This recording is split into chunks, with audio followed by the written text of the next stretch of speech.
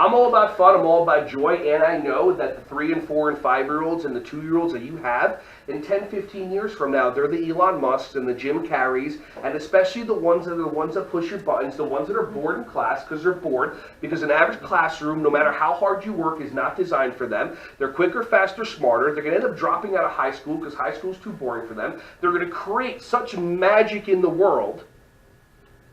And you guys are going to have to deal with that for 6 months until they transition out of your classroom. So I figured, let me have you. I mean, you're dealing with master, like superhuman, mutant, like brilliant genius kids. Behavior management is not about all 25 of your kids. Behavior management is about 2 kids, the alpha boy and the alpha girl. And some of you think about your classrooms and then think, and if you say to yourself, I think I have 3 kings. And I say to you, do you have 3 kings or do you have 1 king and 2 princes, aka copycats? Oh, yeah.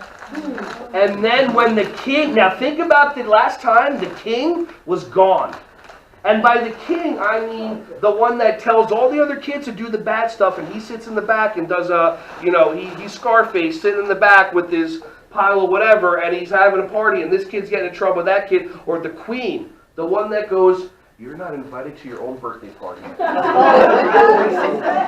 And the kid's like, can you do that?